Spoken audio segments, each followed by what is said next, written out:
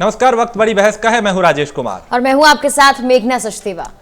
तो एक सवाल के साथ आज की बहस की शुरुआत होगी कि किसका होगा हैदराबाद। ये सवाल इसलिए क्योंकि हैदराबाद निकाय चुनाव के नतीजों ने तेलंगाना राज्य के अंदर नए समीकरण को हवा दे दी है और 2016 में जो बीजेपी 4 सीटों पर सिमट कर रह गई थी, उसके वोटों में कई गुना इजाफा हुआ है। और इस इजाफे से इसके पीछे की जो वजह है वो लगातार एक के बाद एक हुए बीजेपी के दौरे, जो वरिष्ठ नेता थे वो पहुंचे, उनका दौरों को माना जा रहा है। निकाय चुनाव में बीजेपी ने अपनी पूरी ताकत झोंक दी और उत्तर प्रदेश के मुख्यमंत्री योगी आदित्यनाथ हो, केंद्रीय मंत्री अमित शाह हो या फिर कई दूसरे दिग्गज जो हैं वो चुनावी मैदान में पहुंचे थे। जेपी नड्डा भी गए थे। शायद उसी का नतीजा है कि आज के जो परिणाम है वो कहीं ना कहीं भारतीय जनता पार्टी उसमें एक मजबूत पार्टी बनकर उभरती हुई दिखाई दे रही है।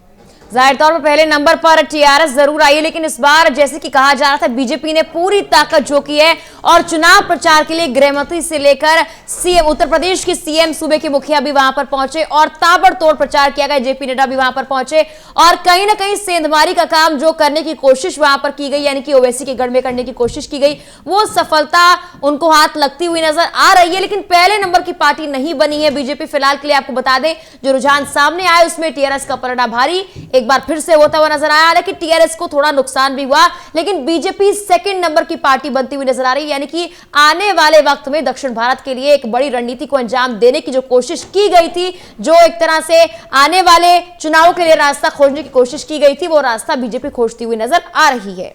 ऐसे में सवाल यह उठता है कि हैदराबाद के रास्ते बंगाल को फतेह करने का बीजेपी का मिशन जो है वो कितना कामयाब होने वाला है। साथ ही निकाय चुनाव में बीजेपी के वोट बढ़ने के बाद क्या अब तेलंगाना और उससे जुड़ने वाले दूसरे प्रदेशों में बीजेपी का असर बढ़ेगा?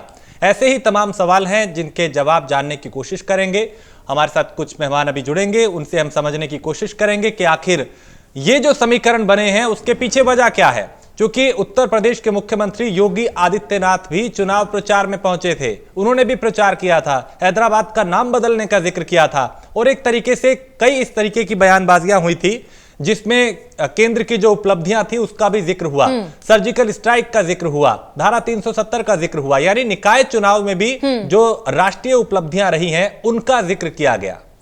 बिल्कुल, राष्ट्रीय मुद्दों को उठाया गया इस बार के जीएचएमसी चुनावों पर और साफ तौर पर हैदराबाद के नाम बदलने का जिक्र भी कई बार किया गया, ऐसे भाग्यनगर करने का जिक्र भी किया गया और लग रहा था कि इसका असर होगा। और आखिर में अब जो रुझान सामने आया उसके बाद साफ तौर पर असर होता हुआ नजर तो आया, लेकिन पहले नंबर की पार्टी बीजेपी नहीं बन पाई है। टीआरएस फिलहाल सबसे आगे चल रही है। रुझानों की बात की जाए तो यही आखिरी रिजल्ट माने जा रहे हैं और बीजेपी दूसरे नंबर पर है। लेकिन सबसे बड़ी बात की ओवैसी का जो गढ़ है वहां पर तो सेंधमारी करने का काम बीजेपी कर चुकी है एक तरह से। लेकिन आने वाले वक्त में क्या पश्चिम बंगाल के चुनावों में जिस तरह से कोशिश की जा रही 2019 के लोकसभा चुनावों के बाद, एक बड़ा असर बीजेपी छोड़ पाएगी कि वाकई यहां पर वो जीत हासिल कर पाएगी और दक्षिण भारत में जितने भी राज्य हैं वहां पर अपना प्रभाव बीजेपी छोड़ पाएगी या फिर नहीं, ये एक बड़ा सवाल है जिसके लिए बीजेपी 2020 में ही रणनीति बनाने में लगी हुई है। बिल्कुल, और आज की जो अब समीकरण बन रहे हैं चुनाव के, उसमें फाइट अब दूसरे नंबर की है कि दूसरे नंबर पे कौन आएगा। पहले की तस्वीर साफ है कि टीआरएस है, लेकिन दूसरे पे एमआईएम होगी या भारतीय जनता पार्टी। अब फाइट जो है उन दोनों में बराबर बराबर चल रही है और जैसे जैसे वक्त बीत रहा है वैसे वैसे तस्वीर साफ हो रही है। लेकिन अभी भी जो टक्कर है वो एमआईएम और भारतीय जनता पार्टी में दूसरे नंबर के लिए जारी है। 2017 में अमित शाह ने कहा था कि पंचायत से लेकर पार्लियामेंट तक पूरा जोर लगा दिया जाएगा और वो अब होता हुआ नजर भी आ रहा है। ये कहा जा रहा था कि आखिर निकाय चुनाव के लिए इतने बड़े नेताओं को जमीनी स्तर पर क्यों उतारा जा रहा है, क्यों उन चुनावों के लिए यहां पर बड़े बड़े नेता आ रहे हैं जो जीएचएमसी के चुनाव है जिनका आगे कोई लेना देना नहीं। लेकिन इससे एक संदेश बीजेपी ने दिया है कि उनकी चुनावी रणनीति साफ है। 2020 में ही 2021 में आने वाले चुनावों के लिए वो पहले से तैयारी करना चाहते हैं और एक तरह से रास्ता है पश्चिम बंगाल के लिए और बाकी दक्षिण भारत के जितने राज्य हैं वहां के लिए कि आने वाले वक्त में वहां के चुनावों पर एक खासा प्रभाव बीजेपी छोड़े और वहां की जो सीट्स हैं उन्हें फतेह कर पाए। बिल्कुल, और ऐसे कई सवाल हैं, उनके हम जवाब लेंगे। हमारे साथ चर्चा में ओपी सिंह है, प्रवक्ता भारतीय जनता पार्टी के, जावेद अहमद है, प्रवक्ता कांग्रेस के, और अजय शर्मा है, वरिष्ठ पत्रकार। आप तीनों का बहुत स्वागत है। सबसे पहले ओपी सिंह, आपकी प्रतिक्रिया मैं चाहता हूं। आज जो नतीजे आ रहे हैं उस पर भारतीय जनता पार्टी के प्रवक्ता के नाते आपकी क्या प्रतिक्रिया, क्योंकि नतीजे अब कहीं ना कहीं आपके फेवर में दूसरे नंबर के लिए यहां दिखाई दे रहे हैं, जो टक्कर नंबर 2 की है।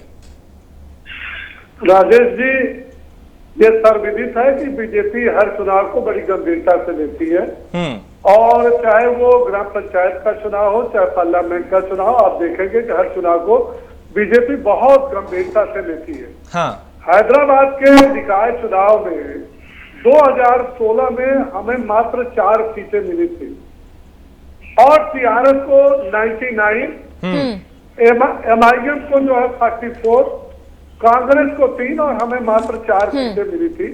लेकिन आपने देखा कि हमारे पार्टी के कार्यकर्ताओं ने और केंद्रीय नेताओं ने जिस प्रकार से हैदराबाद के चुनाव में मैसेज दिया है, कार्यकर्ताओं में उत्साह दिया है, इस तरह से 4 सीट से हम 40 के ऊपर सीटों पर पहुंच चुके हैं। परिणाम आना बाकी है। यह बीजेपी के लिए शुभ संकेत है और यह केवल हैदराबाद क्यों लेकर के शुभ संकेत नहीं है, आने वाले हर चुनाव के लिए शुभ संकेत है।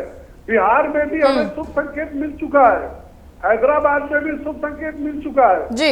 और जैसा कि अनुमान है, भारतीय जनता पार्टी पश्चिम बंगाल के चुनाव को कितनी गंभीरता से लिया है कि पार्टी के केंद्रीय नेतृत्व। लेकिन ओपी सिंह, ये जो ग्राफ बढ़ा है 4 से 40 तक का जिसका आप जिक्र कर रहे हैं, इसके पीछे वजह क्या रही है? क्या जो केंद्र की योजनाएं थी, जो काम किया, चूंकि केंद्रीय मंत्री भी इस चुनाव में पहुंचे प्रचार करने, इसके पीछे की वजह क्या मानते हैं?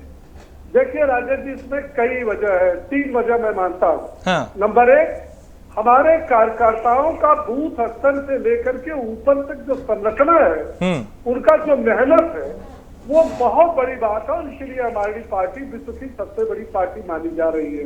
नंबर 1। नंबर 2, हमारी जो केंद्रीय योजनाएं हैं वो बिना भेदभाव के, बिना धर्म, बिना वो क्षेत्र, समुदाय, इन सारी चीजों से परे सबका साथ, सबका विकास, सबका विश्वास के तहत हम उन योजनाओं को पारदर्शी ढंग से पूरे देश में लागू कर रहे हैं, चाहे वो पश्चिम बंगाल हो, चाहे तेलंगाना हो और चाहे जम्मू कश्मीर हो जी। हम पूरे देश में लागू कर रहे हैं। तो जो हमारी योजनाएं हैं उसको जनता पसंद कर रही है। ठीक है ओपी सिंह जी, प्रभाव पड़ता हुआ नजर भी कहीं ना कहीं आया है। जावेद जी, देखिए लगातार आपकी पार्टी ये कहती रही है कि ओवैसी की टीम बी टीम है बीजेपी की, ये आप लोग कहते रहे, लेकिन दूसरी ओर बीजेपी का फायदा तो हो गया, लेकिन आप वहीं पर सिमट कर रह गए जहां पर पहले थे। 2 सीटें 3 सीटें, यही आंकड़ा रह गया है। देखिए मेघना जी, बी टीम और ए टीम, ये दोनों अपना अपनी अपनी राजनीति मिलकर कर रहे हैं। ये दोनों नफरत की राजनीति करते हैं, समाज का ध्रुवीकरण करते हैं और लगातार भाजपा को चुनावी मोड में ही करती है। वो जनता का कोई काम करना नहीं है, जनता के मुद्दों पे कोई लेना देना है नहीं। ओवैसी इनका काम करते हैं, ये ओवैसी का काम करते हैं। कोई भी नेशनल कन्वेंशन की जब बात होती है, कोई भी जनता जब सड़कों पर होती है, तो ओवैसी आ जाते हैं, इनके लिए पीएफआई आ जाती है, ईडी आ जाती है। जावेद जी देखिए, फायदा फायदा तो लेकिन बीजेपी को हो ही गया, रणनीति तो उनकी सफल हो गई। आपकी रणनीति कितनी सफल हुई, आप ये बताइए। सफल, हम देश की रणनीति पर काम करते हैं, ये अपनी व्यक्तिगत रणनीति पर काम कर रहे हैं और उस रणनीति पर काम कर रहे हैं जिससे देश को हानि हो रही है। हम देश को हानि में डालकर किसी भी तरीके का सत्ता का जो है, सत्ता के लिए हम कोई बेईमानी नहीं कर सकते। ये सत्ता के लिए आजादी के पहले से मुस्लिम लीग के शहरी के खासदार जो आज एमआईएम है और मुस्लिम लीग जो भारत के बंटवारे की दोषी रही है, इससे लेकर आज तक हिंदू महासभा, आरएसएस, जनसंघ और भारतीय जनता पार्टी का जो अघोषित गठबंधन रहा है, उसको पूरा दुनिया ने देखा, देश ने देखा है। ये कुछ भी कहे, ये इनके कितने बड़े नेता कहेंगे, जो जहरीली जबान है, उसी जहरीली जबान का ये जो है रिजल्ट, एक परिणाम है। लेकिन इसको भी जावेद जी, ये कैसा फिर परिणाम है कि सब जगह वोट मिल रहे हैं, सीटें मिल रही है, सब जगह सरकार बन रही है। जो पार्टी 4 सीटों पर सिमटी रहती थी, आज वो 4 से 40 पर पहुंच गई है। जहां लोगों की समझ में आ गया, योगी जी के गृह जनपद में लोगों को समझ में आ गया, तो शिक्षक एमएलसी की सीट से इनको परास्त कर दिया। बनारस में प्रधानमंत्री जी के संसदीय क्षेत्र में ये परास्त हो गए, जहां 3 बार से जीत रहे। लेकिन अब जहां बीजेपी प्रदर्शन कर रही है, वहां भी योगी जी गए थे प्रचार के लिए जावेद भाई, लेकिन आपके दिग्गज दिखाई नहीं दिए। लेकिन योगी जी कहाँ गए? पुराने हैदराबाद में एमआईएम चल रही थी, पुराने हैदराबाद के बाहर बीजेपी लड़ रही थी। इन्होंने जो नुकसान किया टीआरएस का किया। अगर ओवैसी का नुकसान किया होता तो तो हम मानते ओपी सिंह जी जवाब देना चाह रहे हैं। ओपी सिंह जी, मेघना जी देखिए, कांग्रेस की परेशानी ये है कि अपनी नीतियों के कारण ये सत्ता से समाधि की तरफ जा रहे हैं। इस चुनाव में नहीं रहा, बिहार का चुनाव, पिछला जितने चुनाव, चाहे विधानसभा का हो चाहे लोकसभा का हो, देखिए जनता जो है अब जातिवाद, परिवारवाद, वंशवाद और पुष्टिकरण की राजनीति को नकार दिया है। परिवारवाद देखिए, अरे जावेद भाई सुन लो, जावेद भाई उतावले न हो, गिनती कराएंगे, जावेद भाई सुन लो, उतावले न हो। जवाब नहीं दे पाएंगे। पूरी की पूरी अरे जावेद हुई है। भाई, बहन कवायनाथ के भांजे योगी आदित्यनाथ है, वहाँ भी परिवारवाद उत्पन्न किया। आप है कहाँ पे? अरे सुनो यार, पर आरोप जावेद भाई लगाना सुन लो। बहुत आसान होता है। ठीक है। जावेद भाई, दूसरी बात ये है, मेघना जी, सबसे खुशी की बात ये है कि जहां जहां कांग्रेस अब तक आ रही है, वो दो आरोप लगाई है। एक ईवीएम का आरोप और दूसरा ये कि भारतीय जनता पार्टी ने जनता को बरगला करके धोखे से वोट ले लिया। ओपी सिंह जी, लगातार कांग्रेस तो यही कह रही है कि ओवैसी आपकी बी टीम रही है, उसने आपको सपोर्ट किया है, इसलिए इस बार आपको ये जीत मिली है। अच्छा, ये हैदराबाद, ओल्ड हैदराबाद जहां मुस्लिम आबादी 75% से अधिक है, वहां किससे लड़ाई हुई? बीजेपी से ही, ओवैसी के विधायक राजा सिंह और वहाँ कांग्रेस लड़ी है। इनका ये पिछड़ा छोड़ेंगे,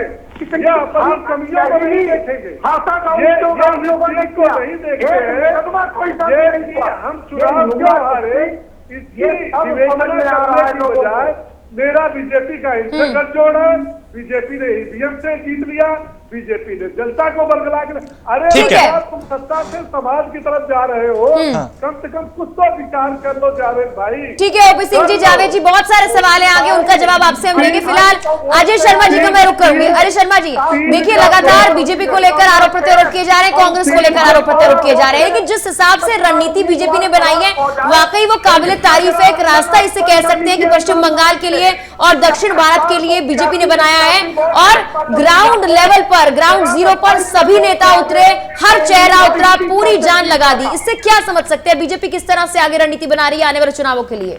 देखिए मेघना, बीजेपी जो है पिछले काफी सालों से, लगभग मैं कहूँ 10-15 साल से इस पर ग्राउंड लेवल पर काम कर रही थी। और बीजेपी के जो सहयोगी संगठन है, जिसे हम आरएसएस की हम बात करते हैं, तो वो जो है लोगों के घर घर तक पहुंचने का काम करता है, और उसकी जो शैली है और वो किसी से छिपी हुई नहीं है, और कुछ लोग उसको फॉलो भी करते हैं कि हमें इस तरह से काम करना चाहिए। और एक बहुत बड़ी राष्ट्रीय पार्टी के युवा अध्यक्ष ने कहा भी था कि अगर आपको काम करना सीखना है तो हमें थोड़ा आरएसएस से थोड़ा सीख लेना चाहिए कि किस तरीके से काम होता है। तो ये तो रही शैली की बात, और उस शैली का जो परिणाम है वो आज हमारे सामने है कि भारतीय जनता पार्टी जो है अब साउथ की तरफ बढ़ रही है, और साउथ में जिस तरीके से चैलेंज के साथ बढ़ रही है, धीरे धीरे उसने अपने लोगों के घर तक अपनी पहुंच बना ली है। तेलंगाना के अंदर जो हैदराबाद का चुनाव है वो उसका एक छोटा सा एग्जाम्पल है। मैंने कहा एक छोटा सा एग्जाम्पल है, और ये जो एग्जाम्पल है इसे हम कहें एक दीपक के रूप में है, जो बता रहा है कि आने वाले 1.5 साल में जो 5 राज्यों में चुनाव होने हैं, उसके अंदर भारतीय जनता पार्टी एक नए फ्लेवर में दिखाई देगी, और उसका वोट परसेंटेज बढ़ेगा और सीटों की संख्या भी बढ़ेगी, और इसका सीधा सीधा असर बंगाल के चुनाव पे दिखाई देगा जी। और बंगाल के चुनाव के लिए ही इन्होंने अपना जो है लिटमस टेस्ट ये किया। और मैं जो समझता हूँ, जो भी दूसरी पार्टीज हैं कहती हैं कि ये जहरीली बात करते हैं, या ऐसा कुछ करते हैं, वैसा कुछ करते हैं, ऐसी बात करते हैं, भाई भारतीय जनता पार्टी की अपनी स्ट्रेटेजी है, अपनी विचारधारा है, अपना एजेंडा है, जैसे कि आपका है। तो आपकी रणनीति क्या है? आपकी रणनीति तो फेल हो रही है। तो ये जो रणनीति फेल हो रही है, एक ध्रुवीकरण की बात की जा रही थी कांग्रेस प्रवक्ता की तरफ से, और हमने देखा मुख्यमंत्री योगी आदित्यनाथ भी प्रचार में पहुंचे थे, और हैदराबाद का नाम बदलने की बात की गई, भाग्यनगर रखने की बात की गई। क्या ये जो बयानबाजियां हुई हैं वो भी मायने रखती हैं? प्रभावित किया है उन्होंने? मुख्यमंत्री योगी आदित्यनाथ अगर वहां पे पहुंचे हैं तो क्या उनका प्रचार भी काम आया? देखिए बिल्कुल काम आया है। योगी आदित्यनाथ का ये जो प्रचार है, इसका असर हमने बिहार के चुनाव में भी देखा था, सीमांचल में किस तरीके से असर पड़ा, और उसका फायदा जो है ओवैसी साहब को मिला था, जिस तरह से सीटें वो निकाल के लाए थे। तो मैंने जैसा भी कहा कि जो भी भारतीय जनता पार्टी की रणनीति है या उसका विचारधारा है उसका असर दिखाई देता है। हम एक बात कहते हैं कि चलिए भारतीय जनता पार्टी का ये है, तो दूसरी पार्टी भी तो किसी न किसी मुद्दे पर राजनीति करती है। कोई जाति के नाम पर राजनीति करती है या फिर कोई धर्म के नाम पर राजनीति कर रहा है। धर्म की बात जब हम बात करते हैं तो मैं ओवैसी साहब की बात कर रहा हूं, उनकी जो पार्टी उसके अंदर खुद मुसलमान लगा हुआ है, तो वो जिस तरीके की राजनीति वो कर रहे हैं, खुल के बोलते हैं। क्या आपने उनके मौलानाओं के भाषण सुने हैं बिहार के चुनाव में, जिस तरह के भाषण उन्होंने दिए हैं? तो ध्रुवीकरण जो है, देखिए ध्रुवीकरण तो होता ही होता है, चाहे भारतीय जनता पार्टी की तरफ से कोई भी नेता बयानबाजी करे या फिर एआईएमआईएम की तरफ से कोई भी नेता बयानबाजी करे, ध्रुवीकरण तो होगा। और ध्रुवीकरण का मतलब ये होता है कि आप एक खास खेमे में सिमट जाते हैं। ऐसे तो ध्रुवीकरण की बात करें तो लेफ्ट भी ध्रुवीकरण करता है, सेकुलरिज्म के नाम पर कांग्रेस भी करती है, सभी लोग अपने अपने ढंग से ध्रुवीकरण करते हैं। उत्तर प्रदेश में जाएं तो दलितों के नाम पर ध्रुवीकरण होता है, मायावती वहां पर ध्रुवीकरण करती है, भीम पार्टी है वो भी अपने ध्रुवीकरण कर रही है। तो ध्रुवीकरण तो लगभग सभी पार्टियां करती हैं। तो मैं ध्रुवीकरण को यहाँ पर बुरा नहीं मान रहा हूं, ये रणनीति का हिस्सा है। लेकिन यदि योगी आदित्यनाथ की बात करें तो योगी आदित्यनाथ को जो है आपको समझना होगा कि आखिरकार लोग उनको इतना पसंद क्यों कर रहे हैं। चाहे वो भाग्यनगर की वो बात करते हैं या सर्जिकल स्ट्राइक की वो बात करते हैं या फिर जो केंद्र की जो योजना है उनकी वो बात करते हैं। आप देखें हैदराबाद के चुनाव में जिस तरीके से उनका भव्य स्वागत किया गया और जिस तरीके से वह नारे लगे कि आया आया शेर आया, और जिस तरीके से वो बातें थी, तो उसने एक मैसेज दिया उस पुराने हैदराबाद के लिए या वहां के उन लोगों के लिए जो कि एक परिवार की पार्टी है। जो आपको याद होगा कि जब हिंदुस्तान आजाद हुआ उसके बाद जो है हिंदुस्तान में जो हैदराबाद को विलय करने की बात आई तो ये ओवैसी साहब उसी फैमिली से आते जिन्होंने उसका विरोध किया था, नहीं होने दिया था। मैं रजाकारों की मैं बात कर रहा हूं। तो ये एक तरीके से एक परिवार का हिस्सा, एक कब्जा हो गया हैदराबाद के ऊपर या तेलंगाना के अंदर, और वो जो चीजें हैं लोगों के अंदर धीरे धीरे आती रही। मैं ओवैसी साहब को भी सुन रहा था, ओवैसी साहब जिस तरीके से कह रहे थे कि यहाँ पे लोग बड़े अमन चैन से खुश हैं और यहाँ पर मारवाड़ी बहुत अच्छा बिजनेस कर रहे हैं, जो मारवाड़ी शब्द उन्होंने 2-3 बार लिया। तो ये जो डर है लोगों के अंदर, जो वो बार बार कहने की एक मैसेज देने की कोशिश कर रहे थे कि यहाँ का जो बिजनेसमैन है वो शांत है, खुश है और अपना काम कर रहा है। उधर वहीं योगी आदित्यनाथ जो है उन्होंने जिस तरीके से अपनी बात को रखा, लोग जो है बट गए।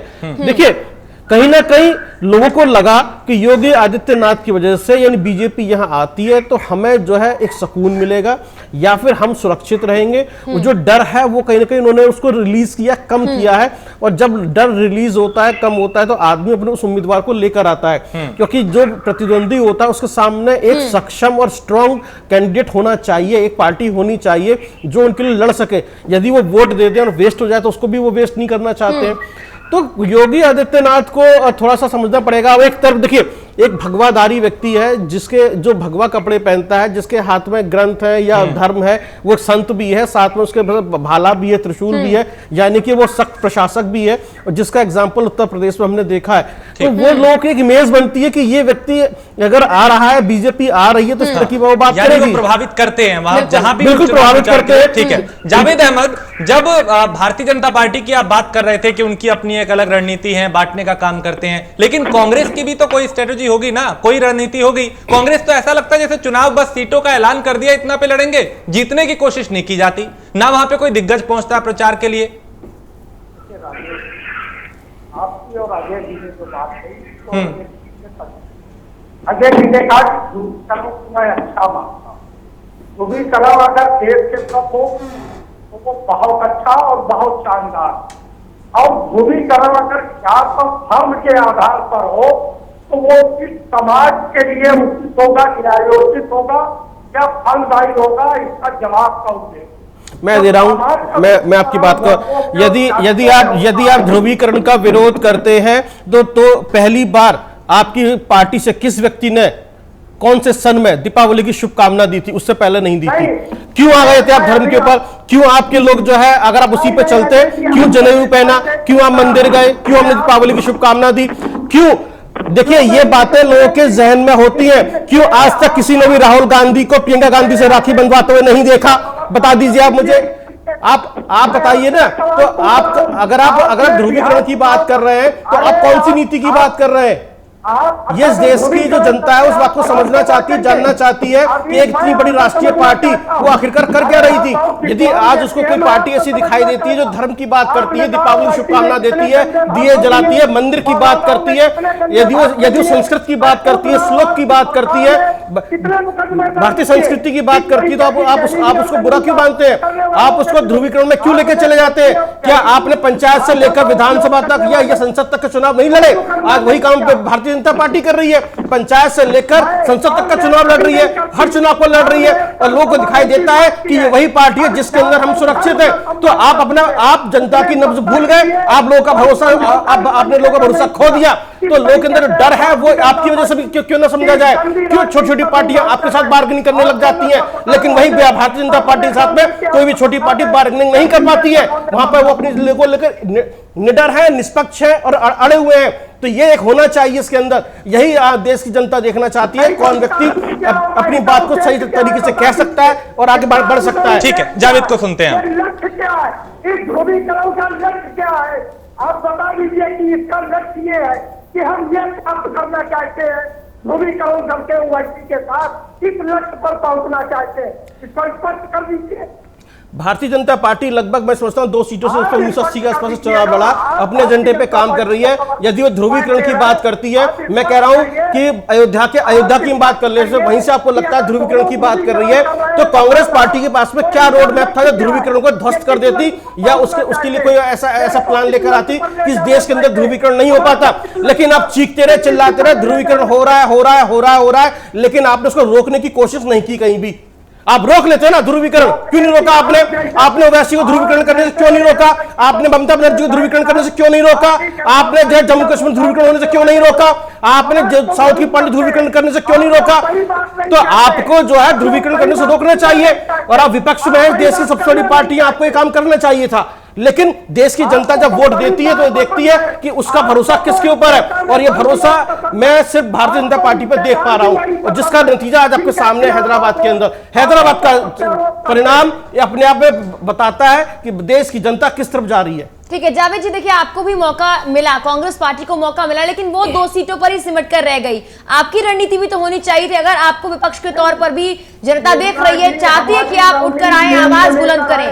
हमारी रणनीति देश को लेकर है, हमारी रणनीति देश को बांटने वाली नहीं है, हमारी रणनीति देश को एक रखने वाली है। क्या रणनीति है आपकी जावेद जी, क्या रणनीति है आपकी? अगर सत्ता में आएंगे तो ही काम करेंगे ना, सत्ता में नहीं आएंगे तो काम कैसे कर लेंगे? तो सत्ता में रहे बिना क्या हम संघर्ष नहीं कर रहे? उत्तर प्रदेश में आपने देखा नहीं कि किस तरीके से योगी की तानाशाही के खिलाफ जन विरोधी, जन कल्याण के विरोध में जो योगी प्रशासन के सरकार के जितने फैसले थे, कांग्रेस लड़ी की नहीं लड़ी। जावेद जी, लेकिन उसका असर नहीं हुआ ना जमीनी स्तर पर। जब तक उसका असर नहीं होगा, जनता आपको पसंद नहीं करेगी, तब तक उसका असर नजर नहीं आएगा। आप पॉलिसीज तभी बना पाएंगे अगर आप सरकार में आएंगे। पता नहीं कैसी बात कर रहे हैं जावेद भाई, आप चुनाव में आपकी सीटों पे जो है जमानत। अजय, ये देखिए टेलीविजन स्क्रीन पे इस वक्त हम दिखा रहे हैं सिलसिलेवार तरीके से कि कौन सा मंत्री किस तारीख को वहां पे पहुंचा था। ये दिग्गज हैं, जेपी नड्डा 27 नवंबर को वहां पे गए थे, स्मृति ईरानी जो है वो 25 नवंबर को गई थी, इसके अलावा अमित शाह भी वहां पे गए थे, मुख्यमंत्री योगी आदित्यनाथ, अमित शाह 29 नवंबर को गए थे। ये दिग्गज है भारतीय जनता पार्टी के। निकाय चुनाव में केंद्रीय मंत्री उतरे हैं, लेकिन कांग्रेस ऐसा एफर्ट नहीं करती। और फिर अभी कांग्रेस के प्रवक्ता कह रहे हैं कि हम बांटने की बात नहीं करते हैं, दूसरी रणनीति की कमी है या गंभीरता से नहीं लिया जा रहा। देखिए मैं समझता हूँ राजेश, दोनों चीजों की कमी है, रणनीति की भी कमी है। रणनीति में तो मैं समझता हूँ कांग्रेस पार्टी लगभग खत्म सी हो गई है, रणनीति उनके पास में कोई है नहीं। और जो मैं समझता हूँ जिसे कहते हैं ना वॉक ओवर दे देना, उन्होंने भारतीय जनता पार्टी को वॉक ओवर दे दिया, भैया आपको जो करना है कर लीजिए, हम तो मुकाबले में है नहीं, हम तो देश की राष्ट्रीय पार्टियां, हम उन मुद्दों पर बातचीत करेंगे, आपका तो मुकाबला सिर्फ क्षेत्रीय पार्टियों से है। तो ये जो वॉक ओवर दे देती है कांग्रेस भारतीय जनता पार्टी को, ये रणनीति मेरी समझ में नहीं आ रही है। और शायद इसकी वजह यही है कि जो कपिल सिब्बल जैसे नेताओं की जो दुख है, दर्द है, वो निकल के बाहर आता है और कहा जाता है कि ऐसा कुछ किया जाए।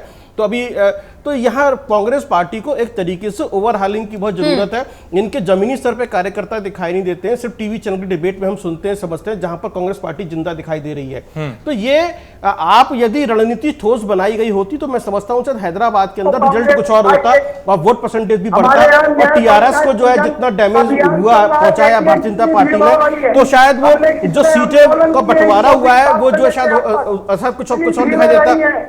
तो एक तरीके से मैं समझ रहा हूं कि इन्होंने ओवैसी साहब को सपोर्ट किया, क्योंकि ओवैसी साहब जो है सेकुलरिज्म की बात करते हैं, इधर जो है कांग्रेस भी सेकुलरिज्म की बात करती है। तो आखिरकार कांग्रेस की निष्क्रियता से फायदा किसको हुआ है? क्या ओवैसी साहब को हुआ है या टीआरएस को हुआ है? और जो बी टीम कहा जाता है ओवैसी को, आज उन्हीं के बीच में टक्कर है, यानी बीजेपी और एमआईएम के बीच में ही 2 नंबर पे आने की टक्कर है। ऐसे में जो ए टीम बी टीम का जो खेल था उसे कैसे देखते हैं? देखिए, एक तरीके से एक सोची समझी रणनीति के तहत जो है प्रचार किया गया कि भाई ओवैसी साहब जो है बीजेपी की बी टीम है, क्योंकि उनके जाने से जो है ध्रुवीकरण होता है या जनता जो है 2 भागों में बंटती दिखाई देती है और एक अच्छे मुस्लिम नेता के रूप में वो दिखाई देते हैं।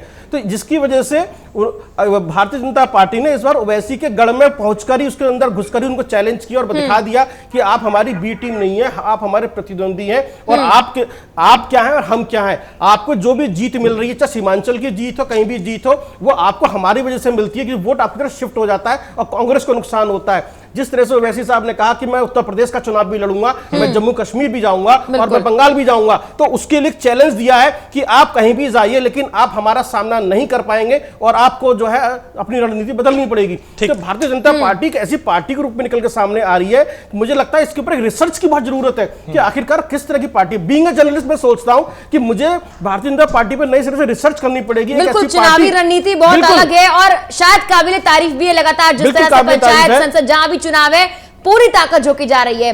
ओपी सिंह जी आऊंगे जी। ओपी सिंह जी, देखिए इस चुनाव में गृह मंत्री से लेकर केंद्रीय मंत्री से लेकर सभी चेहरे उतर गए, मुख्यमंत्री भी वहां पर गए, स्टार प्रचारक सीएम योगी रहे, उनका प्रभाव काफी ज्यादा रहा है, लेकिन उसके बावजूद भी टीआरएस को नुकसान तो हुआ है लेकिन उस हद तक नहीं हुआ है। यानी कि जिस जीत का दावा किया जा रहा था कि मेयर आपका ही होगा, वो फिलहाल होता हुआ नजर नहीं आ रहा। तो आखिर कमी कहां रह गई इतनी जद्दोजहद करने के बावजूद भी? मेघना जी, समय देने के लिए आपको बहुत बहुत धन्यवाद। देखिए, मैंने पहले ही कहा कि हमारी पार्टी कोई भी चुनाव हो बहुत गंभीरता से लेती है और गंभीरता के साथ चुनाव लड़ती है, चाहे केंद्रीय नेतृत्व हो और चाहे बूथ स्तर का कार्यकर्ता हो, सभी अपनी पूरी ताकत को झोंक देते हैं। बिल्कुल। रही बात योगी जी की, तो योगी जी की लोकप्रियता को देखते हुए स्टार प्रचारकों की सूची में योगी जी का नाम डाला गया और वहां हैदराबाद में उनकी डिमांड के आधार पर पार्टी ने उनको भेजा। वहां के कार्यकर्ताओं ने, भारतीय जनता पार्टी के कार्यकर्ताओं ने योगी जी को डिमांड किया था और ये बात साफ हो चुकी है आज कि वो एक प्रदेश के मुख्यमंत्री के साथ साथ वह पूरे देश में एक लोकप्रिय मुख्यमंत्री हैं, जिनकी बिहार में भी डिमांड है, जिनकी पश्चिम बंगाल में भी डिमांड है और तेलंगाना में भी डिमांड है। आप देखिए कि बिहार के चुनाव में जहां किसी पार्टी के बड़े बड़े नेता वहां मुंह दिखाने नहीं गए, वहां पता नहीं किस तरह से चुनाव लड़ रहे थे, वही हमारे योगी जी की सभा में कितनी अपरंपार भीड़ हुई, कार्यकर्ताओं में कितना उत्साह हुआ और ये उत्साह हुआ कहाँ? ये ओवैसी के गढ़ में, ओवैसी का उस गढ़ में ये मुझे कहते हुए जरा भी संकोच नहीं है कि ओल्ड हैदराबाद में हमारे मुस्लिम भाइयों की संख्या 75% से अधिक है, लेकिन वहां पर जाकर के जो लोकप्रियता हुई, जो कार्यकर्ताओं में उत्साह हुआ, हम देखिए प्रयास करते हैं, हम मेघना जी जीतने का प्रयास करते हैं, हम सरकार बनाने का प्रयास करते हैं, लेकिन अगर हम प्रयास में 75% पास हो जाते हैं और हमें लगता है कि कहीं न कहीं कोई कमी रह गई।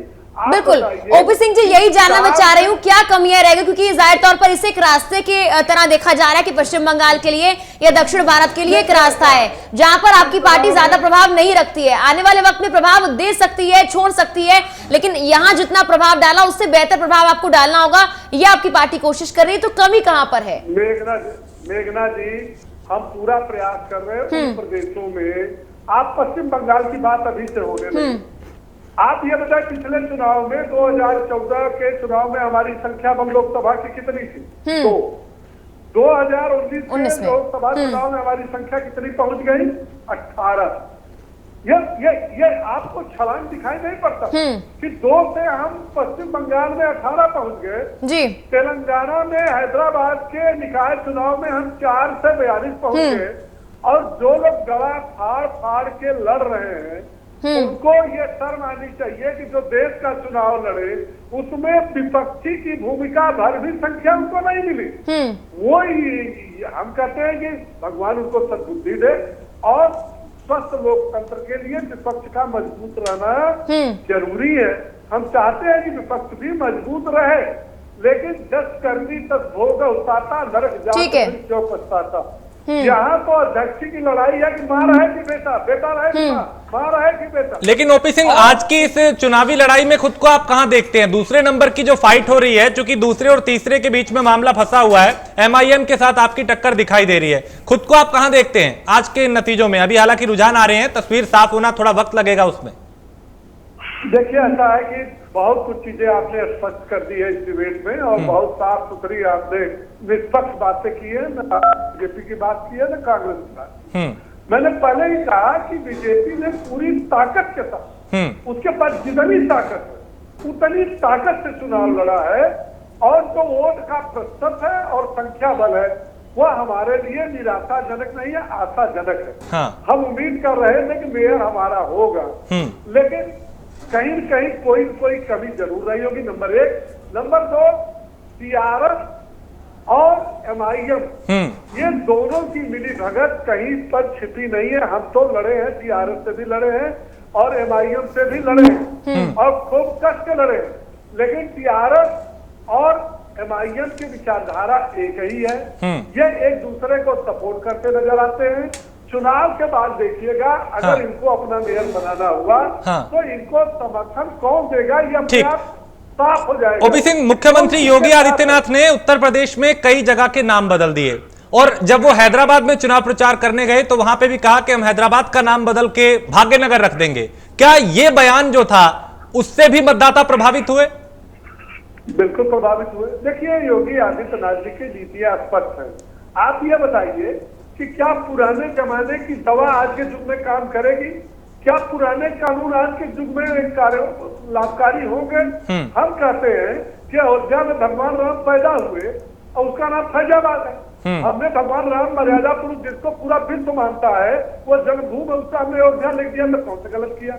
प्रयागराज जो हमारे धर्म शास्त्रों में पहला नाम आता है अयोध्या और प्रयाग का, काशी का। आप ये बताइए कि अगर हमने इलाहाबाद का नाम बदल के प्रयागराज कर दिया तो हम तो वहां की धर्म और संस्कृति को जीवित किए ना, परंपरा को जीवित किए। इसमें कौन सा? लेकिन इसी पर ध्रुवीकरण का आरोप लगाया जा रहा है आप पर। देखिए, आरोप लगाने वाले कौन है? आरोप लगाने वाले वही लोग हैं जिनकी जमीन खिसक चुकी है। हम ध्रुवीकरण अगर करते तो ये बताइए कि 6.5 साल केंद्र में हमारी सरकार है, हमने 4.25 साल उत्तर प्रदेश में सरकार है, किस जात के साथ हमने पक्षपात किया? अगर ध्रुवीकरण करना होता तो हमारी योजनाएं भी ध्रुवीकरण के आधार पर चलती। हम सारे जातियों को, सारे धर्म और समुदाय को लाभान्वित नहीं करते। ठीक है। आप बता दीजिए जावेद भाई कि उत्तर प्रदेश की ऐसी कौन सी योजना है, केंद्र सरकार की ऐसी कौन सी योजना है कि ध्रुवीकरण वाले मतदाताओं को हमने मुहैया कराई? ठीक है जावेद जी, आप ये बताइए, केंद्र की जितनी योजनाएं चली है उसमें सबसे ज्यादा 17% लाभान्वित हमारे मुसलमान भाई हुए, क्योंकि मुसलमान गरीब है। ठीक है, ये बात जावेद भाई के समझ में नहीं आएगी। जावेद जी कहीं मैं रुक कर रही हूँ। जावेद जी देखिए, बार बार एक शब्द का इस्तेमाल किया जा रहा है विपक्ष, लेकिन ये भी कहा जा रहा है कि बीजेपी भी चाहती है कि विपक्ष मजबूत हो। बहुत कम जगह ऐसी रह गई है जहां पर बीजेपी और कांग्रेस अब आमने सामने रह गई हैं और क्षेत्रीय पार्टी जो है वो मजबूत होती जा रही है, उनसे बीजेपी का कॉम्पिटिशन हो रहा है, लेकिन कांग्रेस गायब होती हुई नजर आ रही है। इसका कारण क्या है आखिर?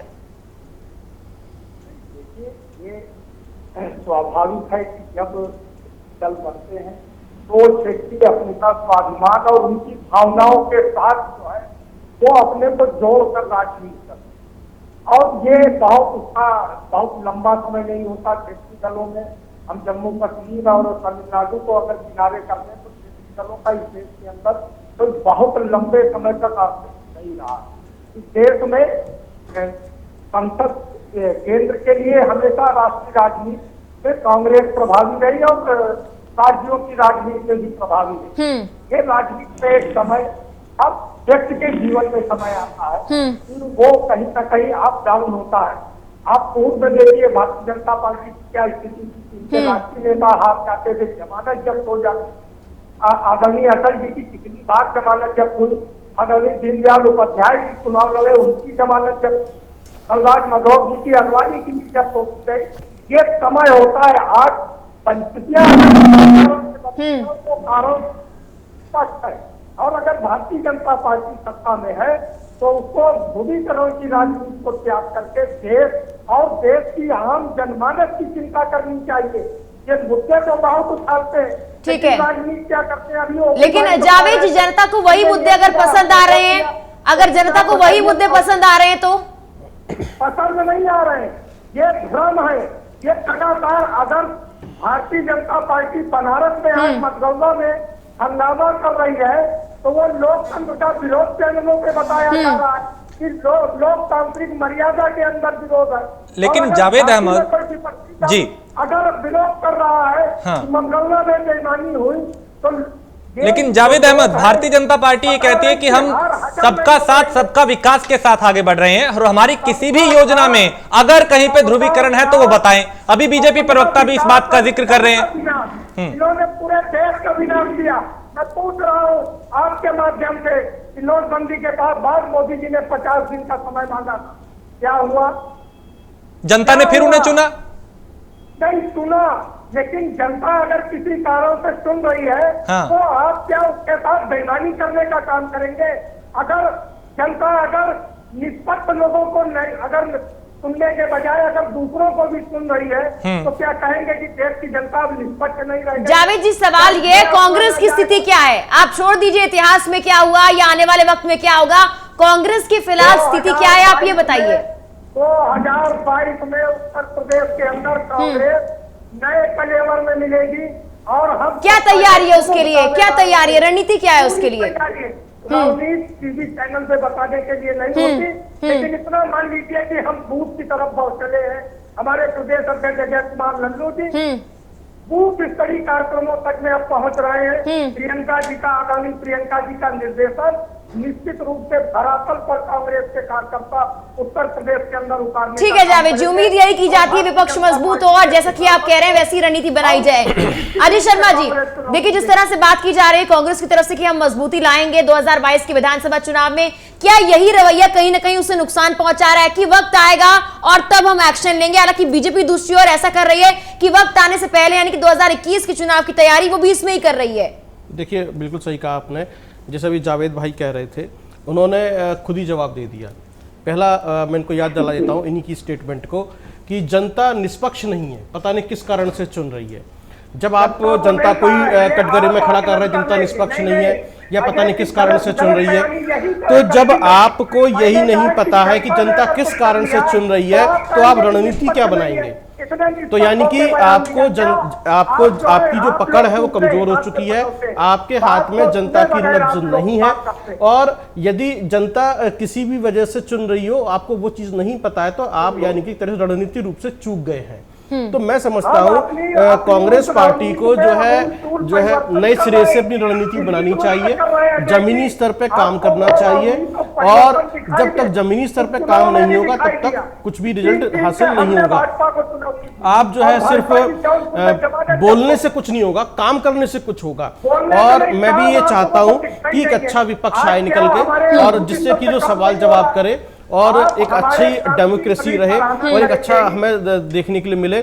दूसरी बात यह है यहाँ पर मेघना, जिस तरह की भी बात हो रही थी कि हम ध्रुवीकरण की बात करते हैं या दूसरे मुद्दों की बात करते हैं, जहरीली बयानबाजी की बात करते हैं, उसकी बात करते हैं, ये सभी पार्टियां करती हैं, सभी बेलगाम हो जाती हैं, सभी आगे निकल जाती हैं। ऐसे तो हैदराबाद में जो है जो वैसी पार्टी के इनके ब्रदर हैं अकबर, उन पर भी केस दर्ज हुआ, वो बीजेपी तरफ से की तरफ भी केस दर्ज हो गया। ये सब कुछ चलता रहता है, पार्ट ऑफ पॉलिटिक्स है। लेकिन मैं जो समझने की कोशिश कर रहा हूं कि यदि हम ये कहते हैं कि उनकी केंद्रीय नीतियां अच्छी नहीं है या उनकी नीतियां अच्छी नहीं है, और जिस तरीके से विरोध हमने देखा है अलग अलग नीतियों पे या एक्ट के ऊपर भी हाल फिलहाल में पिछले 1.5-2 साल में, इसके बावजूद भी भारतीय जनता पार्टी का वोट परसेंटेज बढ़ रहा है, उनकी सीटें बढ़ रही हैं, तो कहीं भी उनकी लोकप्रियता में तो कमी नहीं आई है। तो इसका मतलब ये जो बातें बार बार उठती हैं कि ये जो विरोध प्रदर्शन है या जो कुछ भी ये पूर्व नियोजित है या सुनियोजित है और उनको दूसरे लोग हवा दे रहे हैं और ये एक प्रेशर ग्रुप है और इसलिए इस पूरे एक माहौल बनाने की कोशिश की जाती है और जिसको लेकर बार बार भारतीय जनता पार्टी इस मुद्दे को उठाती है। बिल्कुल। तो यहाँ पर वही चीज है, तो हैदराबाद के रुझान ने बहुत सारे सवालों के जवाब दिए हैं आपको, जाहिर तौर पर आने वाले रास्ते भी साफ कर दिए, ये भी नजर आ रहा है। अरे शर्मा जी, एक और बड़ा सवाल है, ठीक है जावेद जी बताइए क्या कह रहे हैं। दिल्ली की सीमाओं पर भी देश जवाब दे रहा है, इस पर कोई बात कोई नहीं करेगा। बिल्कुल, दिल्ली की सीमाओं का जवाब हैदराबाद से आया है, मैंने वही कहा, दिल्ली की सीमाओं का जवाब हैदराबाद से आया है और दिल्ली की सीमाओं से लगा हुआ उत्तर प्रदेश का मुख्यमंत्री हैदराबाद गया था और उसका वहां पर भव्य स्वागत हुआ, ये हमने देखा। बच्चे, महिलाएं, बुजुर्ग घर की छज्जों पे, दीवारों पे बाहर टंगे हुए थे, हाथ हिला रहे थे, ये भी हमने देखा। तो हम कैसे मान ले कि भाई उनकी लोकप्रियता में कमी है या उनकी योजनाओं में कमी है, उनकी नीतियों में कमी है? जनता जवाब दे रही है और जनता के जवाब को अब नकार रहे हैं। जब तक जनता के जवाब को नकारते रहेंगे, अब ऐसे हाशिए में पड़े रहेंगे तो कांग्रेस पार्टी इसी तरीके से हाशिए पे चली जाएगी। तो ये जो दम्भ है, ये घमंड से दूर निकलना चाहिए और जनता की नब्ज को समझना चाहिए कि आखिर देश की जनता अरे शर्मा जी, यही मैं आपसे समझना चाह रही हूँ। ठीक है जावेद जी, आऊंगी आपके पास, आऊंगी, आपको वक्त दूंगी। अरे शर्मा जी, हाल फिलहाल में जानेगा कि भारतीय जनता पार्टी क्या है, अभी तक वहां नहीं थी वो, अब उसने एक बार सुना है, अब ये भारतीय जनता पार्टी तेलंगाना की जनता के साथ बात करेगी, ये अब वहां की जनता देखेगी और वो जिस तरीके से किसान दिल्ली की सीमा पर डटा है वो भाजपा। लेकिन जावेद अहमद, ये कांग्रेस के लिए एक मुश्किल वक्त है और जरूरी है कि इस पे मंथन हो, क्योंकि एक पार्टी पुरानी जो है सबसे बड़ी पार्टी, वो अपना अस्तित्व खोती जा रही है, चाहे निकाय चुनाव हो, चाहे लोकसभा चुनाव हो या विधानसभा चुनाव हो, जहां जहां चुनाव हो रहे हैं। आप 2 से 4 पे नहीं पहुंच पाए, वो 4 से 40 पे पहुंच रहे हैं सर।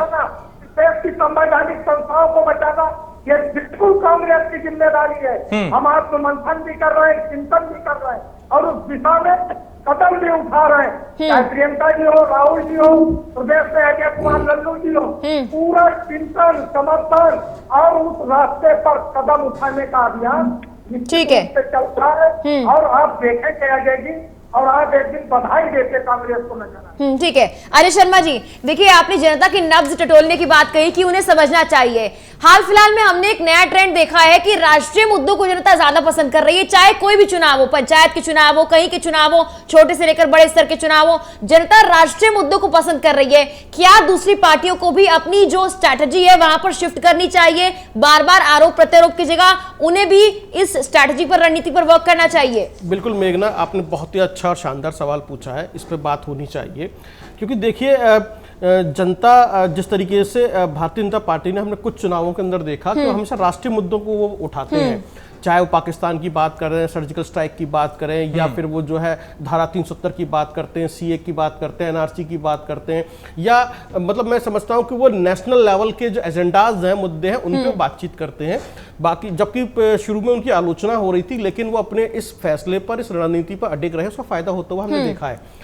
और ये बहुत ये इस बात को साबित करता है कि जो भी मतदाता है उसको ये समझ में आ चुका है, चाहे वो ओवैसी हो, चाहे वो भारतीय जनता पार्टी हो, कांग्रेस हो या टीआरएस हो, या हम बंगाल में टीएमसी की बात करें या जेडीयू की बात, जो भी पॉलिटिकल पार्टीज हैं, वो उनका मानना यह है कि भाई काम तो इन्होंने थोड़ा थोड़ा सबने करना ही है, लेकिन जो देश की सुरक्षा के लिए, देश के एजेंडे पे, दूसरे मुद्दों पे बात कर रहा है, वो पार्टी कौन है?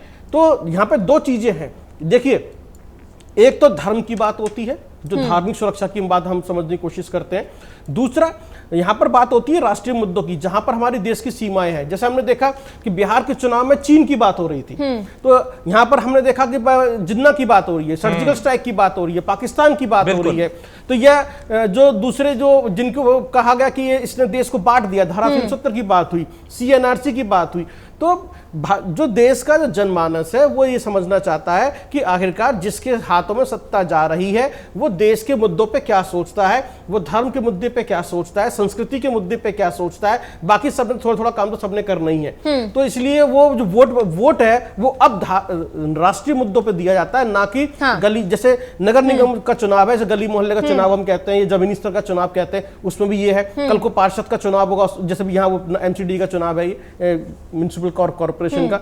तो चाहे एमएलए का चुनाव कहा जाता है, विधानसभा का भी जमीनी स्तर का चुनाव होता है, एमपी का चुनाव जो है देश के प्रधानमंत्री के लिए तरीके से हो जाता है। लेकिन जब आप ग्राम पंचायत से लेकर पार्लियामेंट तक राष्ट्रीय मुद्दों पर चुनाव लड़ रहे हैं, इसका मतलब यह है कि आपने देश की जो नब्ज है वो अलग से बना ली है या पकड़ ली है, या आपने माइंडसेट कर दिया है कि काम तो होगा ही होगा, लेकिन देश की सुरक्षा सर्वोपरि है। लेकिन उसके ऊपर हम बात जरूर करेंगे। नतीजे आ रहे हैं हैदराबाद के, क्या आने वाले जो राज्य में चुनाव होंगे, चाहे पश्चिम बंगाल की बात करें या कुछ दूसरी जगह पे भी, वहां प्रभावित करेंगे ये नतीजे? नहीं, बिल्कुल प्रभावित करेंगे। देखिए, मैं समझता हूं कि आने वाले, जैसे साउथ की हम बात करते हैं कि कर्नाटक में क्या होगा, तमिलनाडु में क्या होने वाला है, या हम जैसे रजनीकांत ने भी कहा मैं भी चुनाव लड़ूंगा, तो ये जिस तरह की चीजें हमें तो आने वाले समय में यानी कि भारतीय जनता पार्टी एक राष्ट्रीय पार्टी के रूप में जाएगी।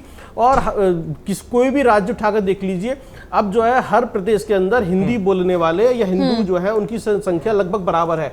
चाहे वो पंजाबी हो, सरदार हो, जैन हो, मारवाड़ी हो या सिख हो, सब हर जगह रह रहे हैं, सभी अपना कोई ना कोई छोटा मोटा बड़ा कारोबार वहां कर रहे हैं। तो ऐसे में भारतीय जनता पार्टी अपनी संभावनाएं तलाश रही है कि जम्मू से लेकर कन्याकुमारी तक उनका परचम लहराना चाहिए, और उसी रणनीति पर वो चल रही है और उनको सक्सेस मिल रही है। हर जगह लोग उनके काम कर रहे हैं। हाँ, ओपी सिंह, अब आगे की क्या रणनीति होगी? क्योंकि जाहिर है यहाँ के जो नतीजे हैं वो आपके पक्ष में हैं, सकारात्मक नतीजे हैं आप लोगों के लिए। आगे की क्या रणनीति होगी? देखिए राजेश जी, हमारी रणनीति कोई अलग अलग नहीं बनती, और दूसरी पार्टियों की तरह दूसरे राज्यों में, दूसरे चुनाव में हम रंग नहीं बदलते। हम 14 के चुनाव से लगातार कहते चले आ रहे हैं कि एक तो हमारा नेतृत्व स्पष्ट है, जो गला फाड़ रहे हैं उनके नेताओं के बारे में तो अमेरिका के पूर्व राष्ट्रपति ने भी कह दिया है कि यह अपरिपक्व और नर्वस नेता है, मैं उस पर नहीं जाना चाहता। और भारतीय जनता पार्टी किसी दल पर आरोप प्रत्यारोप नहीं लगाती। भारतीय जनता पार्टी जब चुनावी सभाओं में जाती है या कहीं इस तरह के सफर में जाती है तो वो अपनी बात करती है, वो अपनी केंद्र की योजनाओं को बताती है। वो बताती है कि मैं जिस क्षेत्र में चुनाव बिहार में लड़ रहा हूँ, तेलंगाना में लड़ रहा हूँ, हमारा केंद्रीय योजना की कौन सी नीतियां यहाँ पर आई और आगे की हमारी क्या नीति है। मतलब ये तो आपको पता है, विकास हमारी नीति। दूसरी बात यह है कि हमारा नेतृत्व स्पष्ट है, विकास है, और हमारा सबका साथ, सबका विकास, सबका विश्वास, ये हमारा नारा है। हाँ। तीसरी बात कि हमारे कार्यकर्ता हमारी पार्टी के रीढ़ है, हमारी लड़ाई के अग्रिम पंक्ति के सैनिक हैं। हम इन्हीं चीजों को लेकर के लड़ाई करते हैं, हम चुनाव के मैदान में जाते हैं। 2014 से लगातार जो भी चुनाव, आप देखिए ना, अभी उत्तर प्रदेश में 1 महीना पहले 7 विधानसभा का चुनाव हुआ।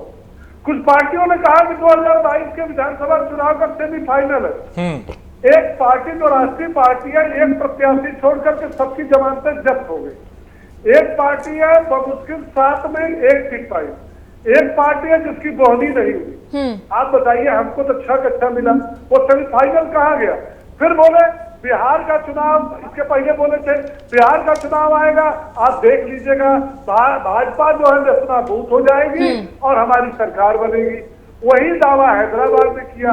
और देखिएगा जब बंगाल, देखिए ऐसा गांव की पुरानी कहावत, अब की मार तो दे, वो बार बार मार खाता और कहता अच्छा अब की मार तो देखे।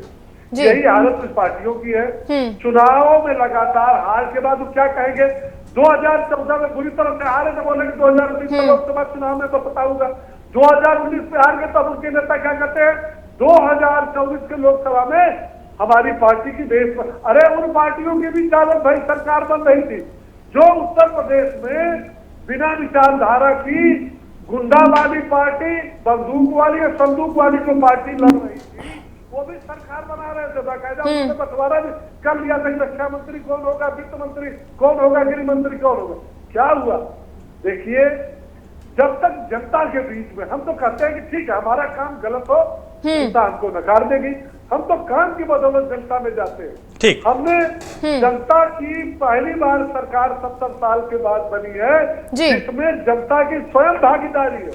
आप बताइए कि आप जो है कहते कि जनता को मैंने ये दिया, ये दिया, ये दिया।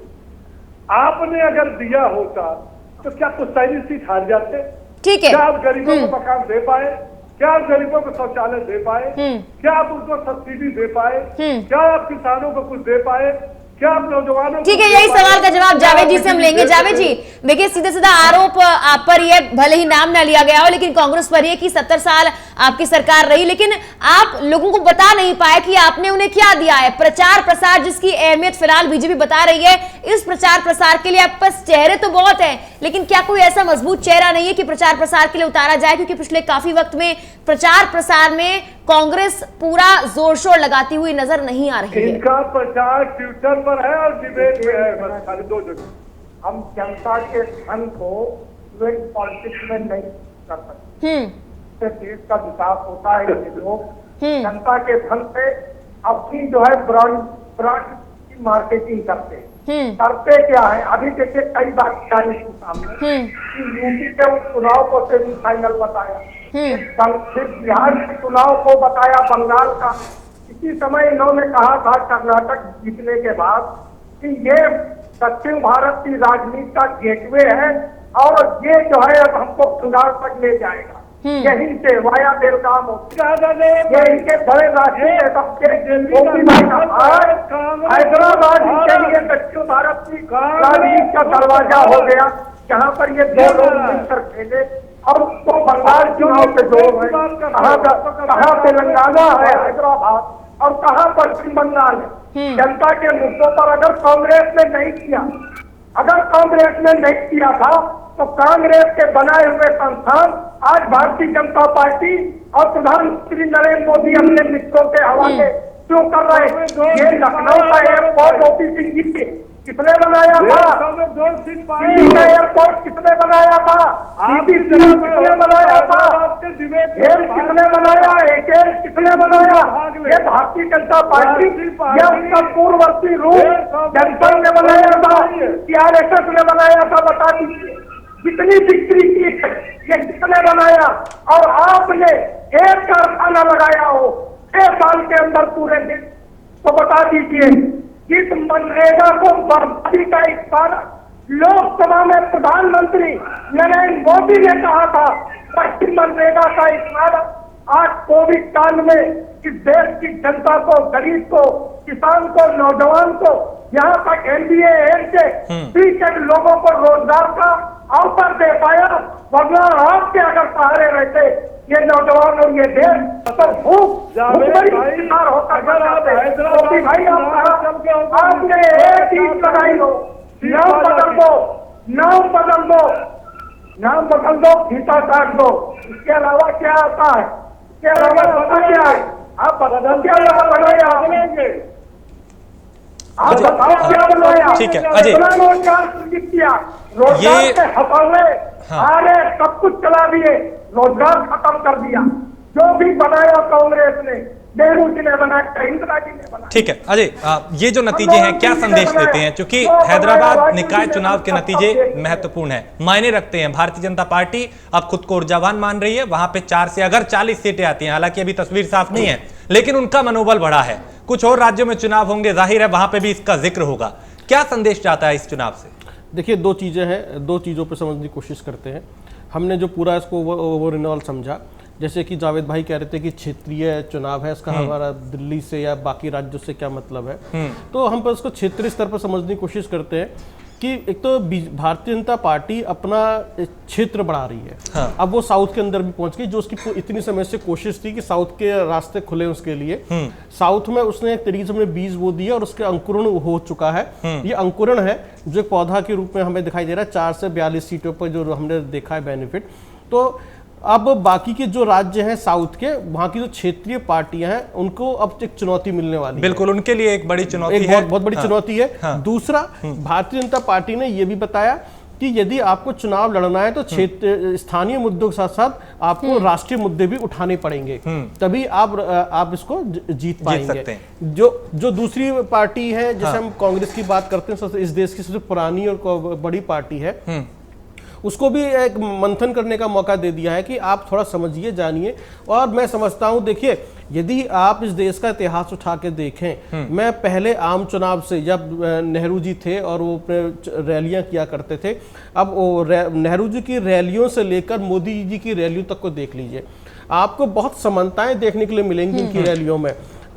जैसे कि अगर आप रामचंद्र गुहा की किताब पढ़ें, भारत गांधी के बाद या इंदिरा के बाद, तो जब गांधी पढ़ते हैं तो उसमें दिखाई देता है कि जब नेहरू जिस तरीके से भाषण दिया करते थे, बात किया करते थे, वैसे ही देश के प्रधानमंत्री नरेंद्र मोदी भी देते हैं कि मैं यहाँ आया हूँ, बान ने बुलाया है। ऐसे ही वो कहते थे मैं बॉम्बे आया हूँ, मुझसे यहाँ लगाव है। तो ये जो मैं इसलिए बार बार कह रहा हूं कि वो उसी रणनीति पे चल रहे हैं जिस रणनीति पे चलकर 70 साल कांग्रेस ने राज किया है। बिल्कुल, लेकिन अब कांग्रेस अपनी उस रणनीति को कहीं ना कहीं भूल चुकी है। उसका सामने है। बिल्कुल, देखिए, छोटा सा रीजन है कि राहुल गांधी है या प्रियंका गांधी है या सोनिया गांधी परिवार है, उस विरासत को जिसको नेहरू जी ने खड़ा किया, इंदिरा गांधी ने उसको जो है बहुत पोषा, आगे तक बढ़ाया, राजीव गांधी ने उसका विस्तार किया, बाकी की जो उनकी जनरेशन है उन्होंने उसको डुबोने का काम किया है। बिल्कुल, वो उसे संभाल नहीं पाए। वक्त इतना ही था। अजय शर्मा, बहुत शुक्रिया चर्चा में शामिल होने के लिए। जावेद अहमद, आपका भी शुक्रिया, और ओपी सिंह, आपका भी बहुत शुक्रिया चर्चा में शामिल होने के लिए। तो सवाल यहां से कई उठे, कईयों के जवाब हमने लिए, और अभी एक संदेश निकाय चुनाव से, हैदराबाद निकाय चुनाव से जरूर जाएगा। वो भारतीय जनता पार्टी के लिए कहीं ना कहीं फेवर में है, सकारात्मक पार्टी हुई है, और आने वाले राज्य में जहां चुनाव होंगे वहां पे जरूर इसका जिक्र होगा।